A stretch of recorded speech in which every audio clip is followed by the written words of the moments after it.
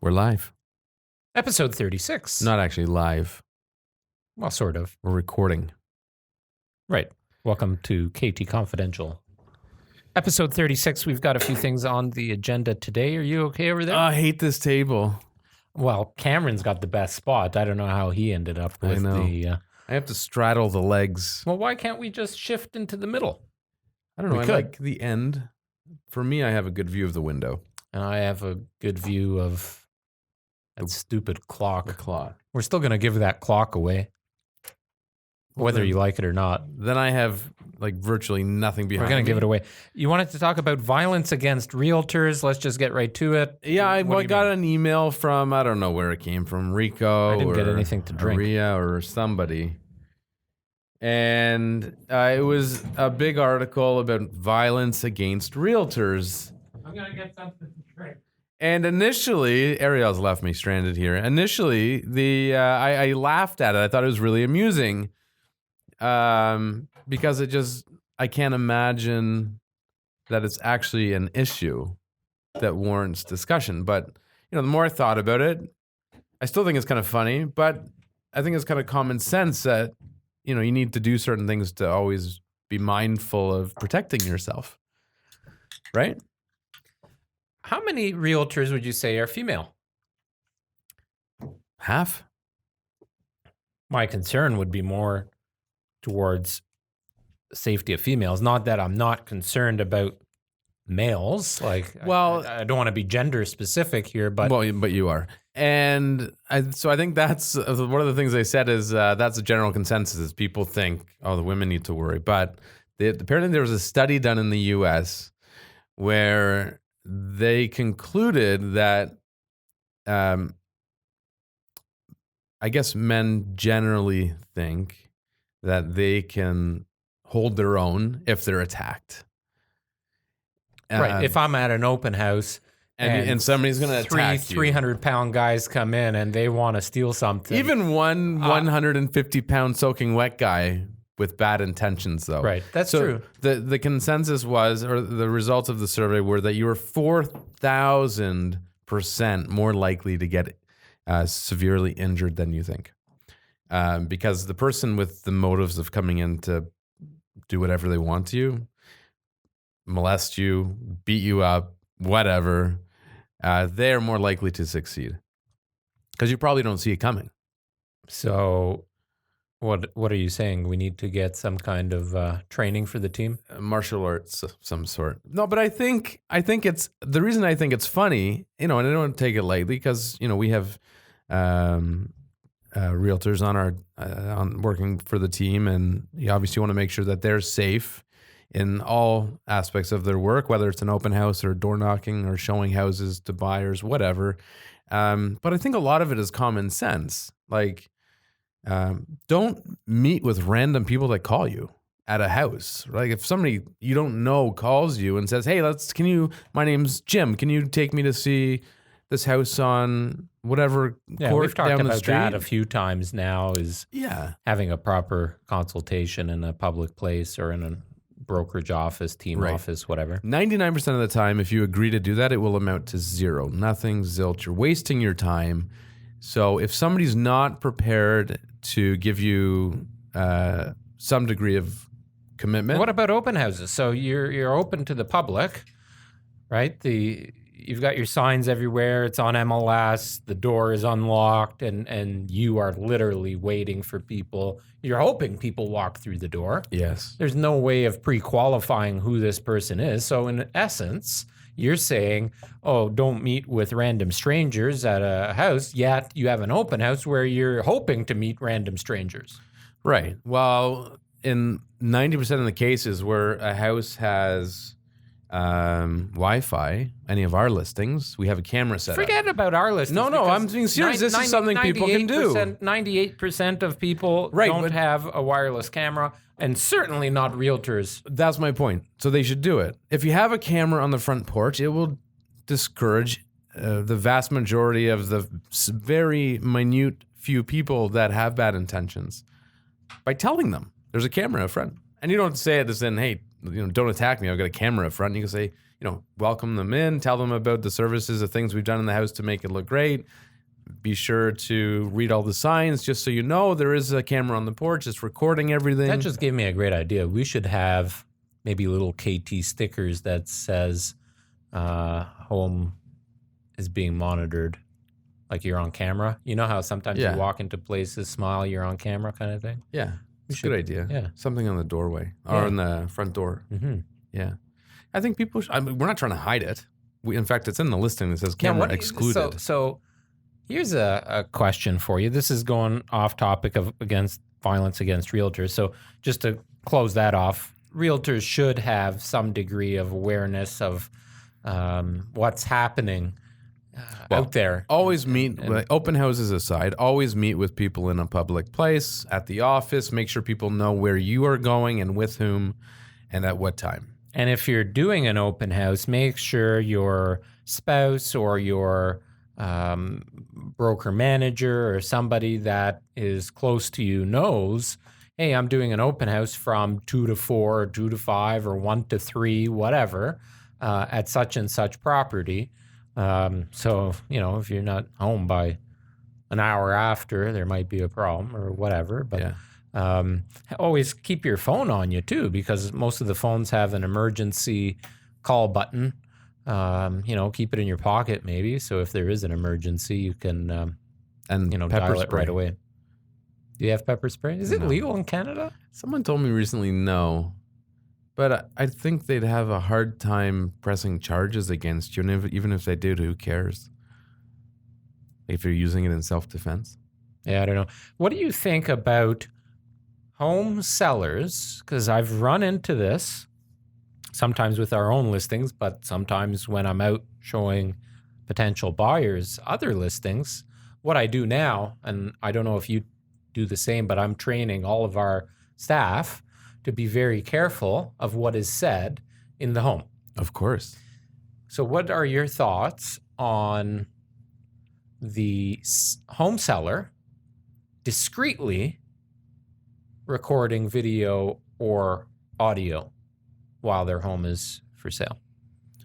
I think that as soon as you enter a private residence, they're entitled to do as they wish, and you should enter it recognizing that and being cautious of what you say, especially if you're a prospective buyer. You don't want to reveal any. This is actually a great tip.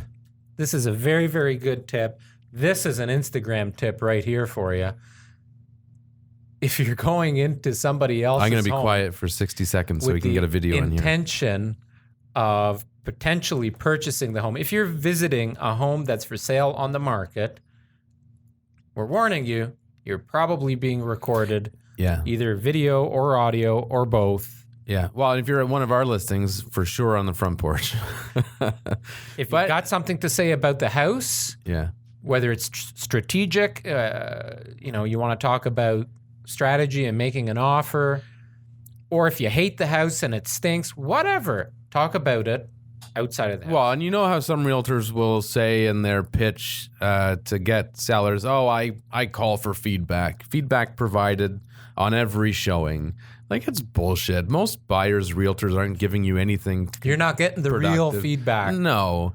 And that's why sellers are now recording inside the house. I had a friend that did it. So you don't think it should be disclosed? No. I don't think it needs to be. I think it's going to become a legal issue. I don't think so. It might. It could. Maybe, but I mean, I think, I don't think it needs to be disclosed. I think people, you're in somebody's personal residence. There's people, it's common now. It's not like it's new technology. Like, they're doing a huge push on wireless cameras and home security systems. Like tons of people are making this stuff now. Most of it's not discreet, like, little teddy bear cameras. Most of it's things, most of the time it's something you can see. But one thing I actually don't recommend having those things in houses, because whenever I'm showing a house to a buyer and they see a camera, they close off. Like, they shut down, they won't say anything, they become fixated on the camera, they don't focus on the house. Yep. It distracts them. Not in a good 100%. way. That's why we don't put them in the house. I think we remember- actually discussed it at one point. Maybe 4 or 5, maybe even more, 6 or 7 years ago, one of our sellers, we were trying.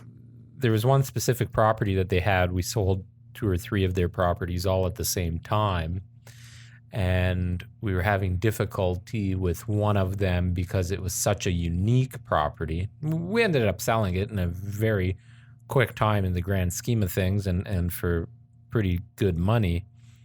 But the other 2 properties sold first, and they got antsy, and this was a very unique property. And they're like, why isn't it selling? Why isn't it selling?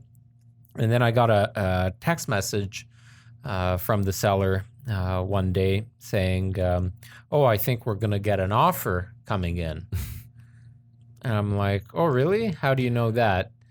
Oh, I just get a good sense because they were there for a long time. After the place was sold, a couple of weeks later, she says, so I have to tell you something. I have to be honest with you. I said, what? We were recording everything inside the whole time the house was on the market, even everything you said and the whatever. I said, well, good thing I didn't talk shit about you guys behind your back. That's funny. But yeah, I mean, there's a tip for realtors too. Don't talk poorly about your sellers while you're in their home. I have got people doing those kind of things, but I'd be interested to talk to a lawyer, or maybe have a lawyer on the show here to further elaborate on that. I think, in today's day and age, you're going to piss somebody off if they found out that they were being recorded without permission, even if it was in their home. Not true. You are allowed to go outside of the camera, walk around on the streets, and have people in the background on the camera. They can't do anything about it. Yeah, let alone in your own private residence. You're not recording. Do you know anything about that, Cam? You're not recording what they say. You're not recording their audio. Not necessarily. Maybe. I think it depends on what you do with it. You probably can't post it somewhere. Yeah. I don't know. I'm curious. I'm sure something at some point, it will become a discussion. I don't know what will come of it. But, I mean, every house, there's lots of houses now with the Ring doorbells or the Nest doorbell where people can see that they're being recorded and it's expected. Should be no different when you're in the house. Well, and even in kids' rooms. A lot of people now in kids' rooms have the Nest Cam or something. Yeah. Something rolling in there. I wanted to talk a little bit about a semi-detached home versus an end unit townhome, because you know what drives me absolutely crazy, and I think it does you too. Is this something that came up recently? We've talked about this. Well, we just sold today. Yes. We just had a firm deal on a semi-detached home. And, you know, on our listings, we're always monitoring what the market is doing in relation to our own listings. And some of the comparable homes that have sold and that were on the market in the last 4 or 5 days were townhomes, end unit townhomes. And it drives me absolutely nuts when the first thing you see, or it's in the description, and it says, just like a semi. Yeah, I agree. It's not a semi-detached home. The whole definition of semi-detached is you have a Two home units. that's divided into 2 units. Right.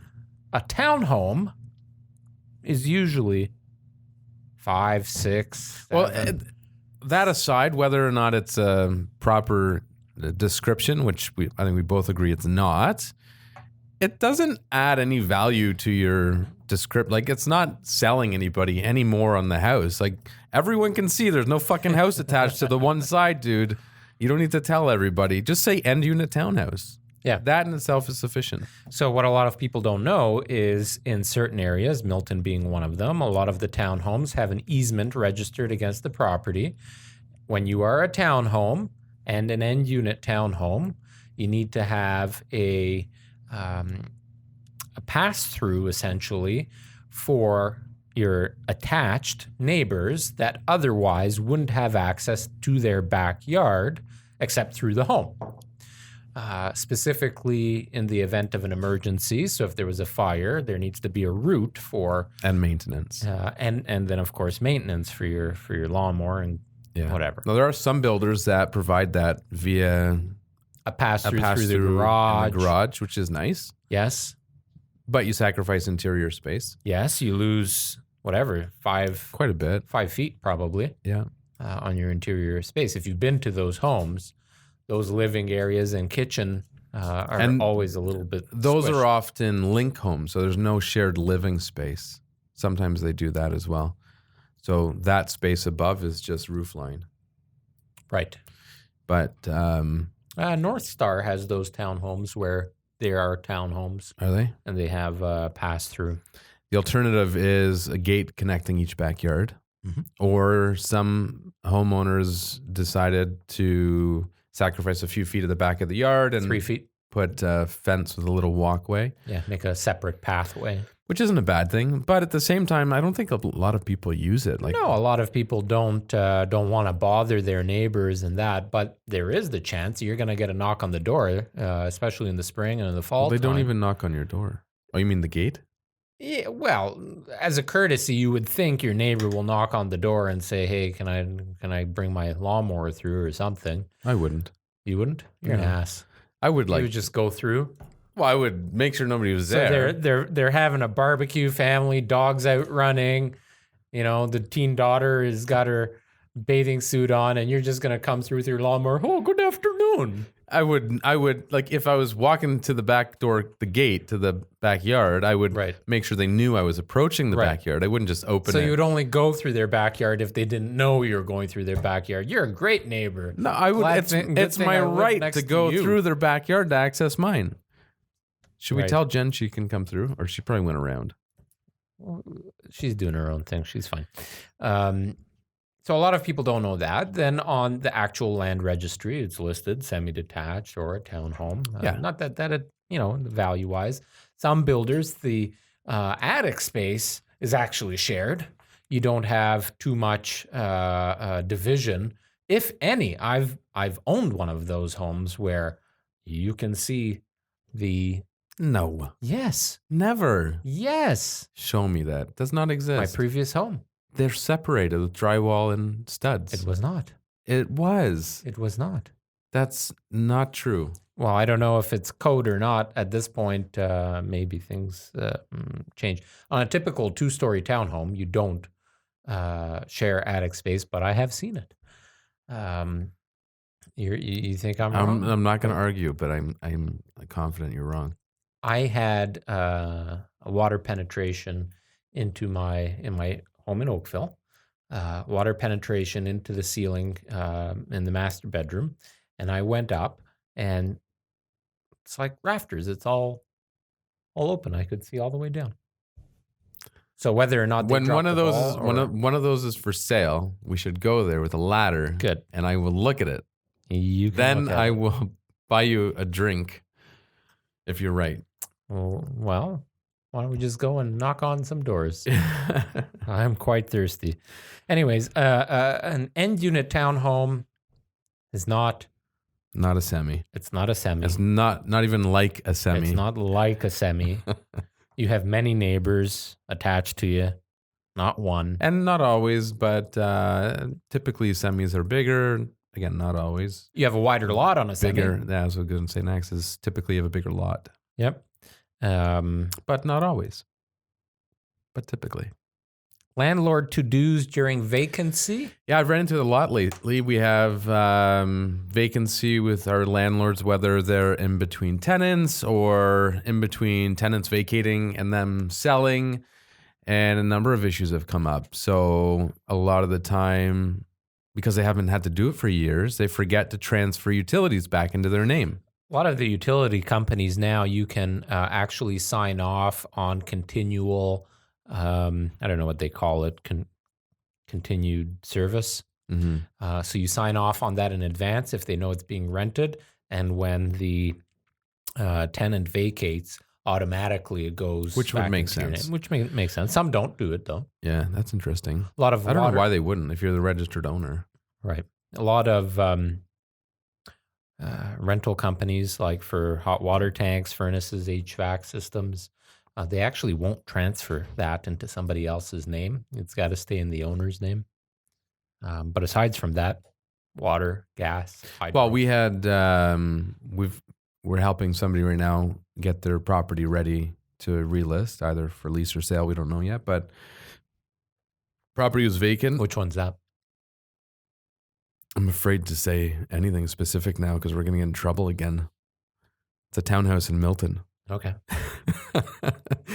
Anyways, not mentioning any reference to that, right? anything. Yeah.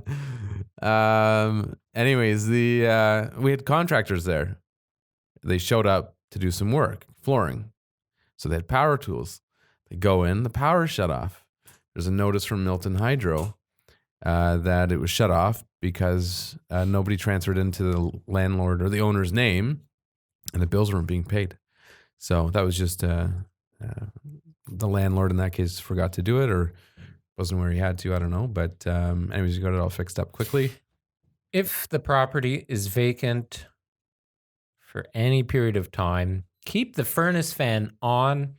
Keep the home in a reasonable at a reasonable temperature, especially like in the summer. I need a top up. If you have hardwood floors, even certain kitchen cabinets can warp if there's too much humidity in the property. So keep the fan on, keep the home at a reasonable temperature all the time, even if it's vacant. It also keeps the home from smelling musty, kind of damp and dewy in there during the summer months. Dewy. The big thing too, and this applies to more than just landlords with vacant properties, thank you, is maintaining the outside. I don't know if you mentioned that while I was getting my water. No. But you need to cut the grass. Once the tenant leaves, make sure you're maintaining your property outside. Chris had a neighbor or a house, same situation. The tenants left and the grass was growing. He said it was up to like 2 feet tall. Or in the winter, your driveway, You're or still your responsible for cleaning the sidewalk. Still Absolutely. needs to be shoveled. Whether it's you or you hire somebody, it doesn't matter. But Yeah. So that's a big one. Mhm. Because if you neglect that for too long, then you're going to have the expense of having to replace it once the weeds take over. And don't unplug your fridge. So I've purchased homes before where Well, you can. You just have to previous leave it open. Leave the doors open. Yeah. Yeah. I don't know why that is. Why would it matter? What? Why do you have to leave the doors open? So air gets to it. Because otherwise, But if it's sealed, I don't know why. because it fucking stinks. You ever smelt a fridge that had the power off and there was no air going to it? Only if there's bad food in it. No, moisture too. There's always going to be some residue of moisture in there. And it just smells nasty. And all the plastics in there kind of. I guess so. Oh, it's. I know the rule and what you're supposed to do. I didn't know why. Well, at the cottage during the winter months, that's Right. pretty routine, right? You shut off the power to everything and then leave everything open. Washer, dryer, fridge, freezer. Another thing with landlords, this isn't going to be the case everywhere, but I can't remember. Let me think for a second. The two instances. One instance, the rental for the water heater was transferred into the tenant's name. The tenant wasn't paying. Landlord didn't know. The rental company. I'm sorry, I just noticed those are ice cream cones on your shirt. Yes. It's a red ice cream cone shirt. And the tenant missed their payments. Is that why you're saying you wanted to review ice cream in town? Oh, that was you. That was Cam. Although ice cream is something I do enjoy. Anyway, so the landlord receives a notice from a collections company. It went to collections before they were ever notified of missed payments.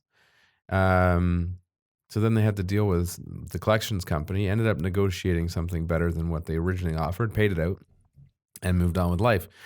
So there's that. So sometimes paying for the rental equipment yourself is still a good idea, just charging extra in the rent.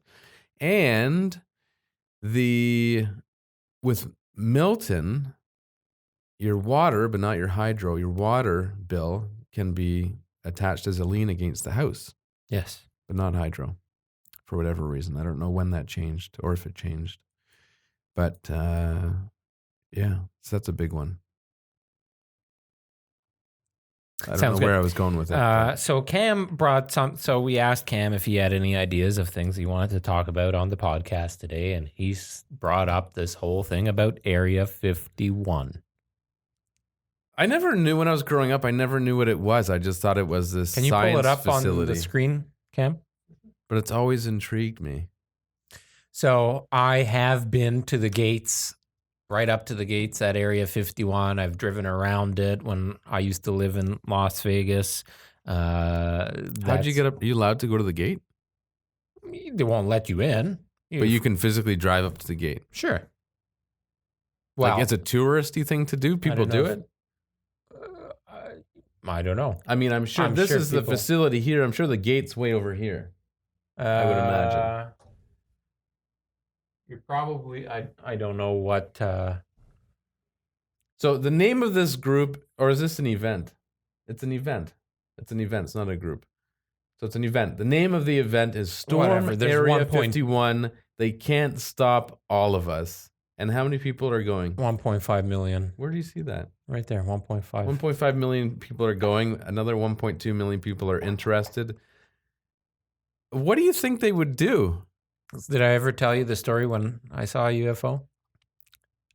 I don't believe you saw a UFO. I believe there's aliens. You can ask of my some father. sort. He saw it with me. And let me just tell you, as a kid growing up in Vegas, we lived at that time, so we lived in Summerlin, which in the early and mid 90s, late 80s to mid 90s when we were there, Summerlin, the area that we lived, was pretty well as far off the strip in Vegas that you could live at that time. Now it's considered one of the closer areas and the most desirable area to live. Summerlin in itself has become a little city within the city.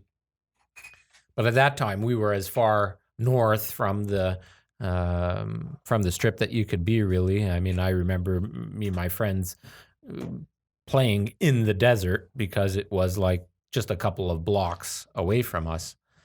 And they have snakes and scorpions and shit there? Yeah. Snakes, scorpions, tarantulas, different times Poisonous. of year. You'll see different things. Black widows, lots of black widows. So as a kid, and of course all the cacti and is that what they're called? Cactuses? Cacti? Plural is cacti? Is that Do you want to Google that? accurate? I don't. Anyways, lots of things to do as a kid in the desert. I would have loved to live in the desert.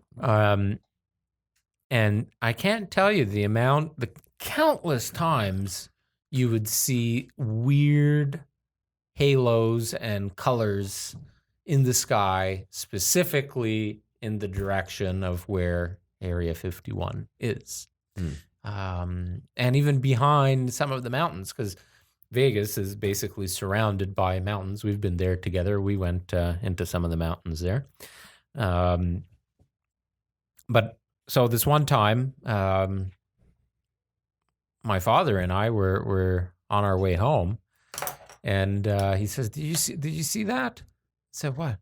And he pulled over, and literally, well, a UFO, unidentified flying object, but a weird, huge, flying like a disc with this glowing halo around it, hovering by the mountain, and you could see it, and then boop, just disappeared out of nowhere. You remember it vividly? Oh yeah, you can ask him. I'm open-minded to these things. I mean, a little skeptical. I'm open-minded that there is definitely something outside Well, of. there you go. Maybe we human should beings. become one of 1.5 million. Oh, I just want to see that- the details here. It says, we will meet up at the Area 51 Alien Center tourist attraction. I'd love to go there and coordinate our entry. This is what I don't understand. If we Naruto run, what the fuck is a Naruto?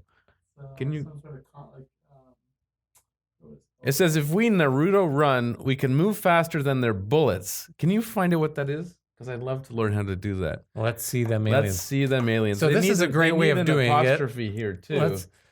Let's just set up a public Facebook event with a date and time to meet Yeah, there. let's let them know we're coming. Yeah. What's the date? I missed it. September. We need a touch screen. Yeah. New Ken. Rerun is from Dragon Ball Z. Oh, okay. September 20th. All right. This year. 3 a.m. to 6 a.m. Wow, early risers. I wonder if they're going to increase their security that day. They're costing the government money just doing this. Well, the fact that 1.5 million people are interested in this No, 1.5 million are going. are going. Yes. 1.2. So 2.7 million prospective people are going to ambush Area 51. Yeah. You want to go, Cam? Those people are all talk. They're going to stop at the gates. I don't know what they'd expect to find, but I'm sure they wouldn't accomplish a whole lot. Well, Stuff like that's cool though. I'd love to go there if it ever like was decommissioned, like Alcatraz. I'd love to go to Alcatraz. where's that? New Mexico? No, it's in San Francisco. Oh. Yeah, an island in off of San Francisco. What's the one in New Mexico? I have no idea. Hmm. The Rock, it's called. Area Alcatraz. 51. Have you seen any UFO type? No, No? no, Never. Nothing. Nothing that would make you go, oh, that might be a UFO. Have you? No, but I've watched many YouTube videos of people that used to work at Area 51 on their deathbed, kind of telling their stories and stuff. And there's many of these famous people who've written books and stuff that are proven. I won't believe any of it until I see it. They have published articles that they're actually part of the Air Force and stuff, and they show proof and pictures and stuff. It's so Knowing with technology nowadays, anything can be altered. That's why I find it. That's why I'm skeptical. Yeah, but what I about- do genuinely what about- believe there's something. What about in the 70s and 80s when Photoshop didn't exist? They're being edited today. these videos are from like the 90s and 2000s. No, man. In the 80s and 90s and 70s, the Area 51 has a long history and published reports and pictures and video of strange shit happening and weird things that are going in there or coming out of there. I don't know. We just The craziest like ships that the government uses. Is, like, Do you believe in the Bermuda Triangle? this is where all the planes and shit go missing. Yeah. Sure, There's a it's probably triangle in the middle of the ocean next to Bermuda, basically. that- yeah. It's probably like that's where all the storms collide, and you're more likely to have problems. Like that stuff, I don't really believe.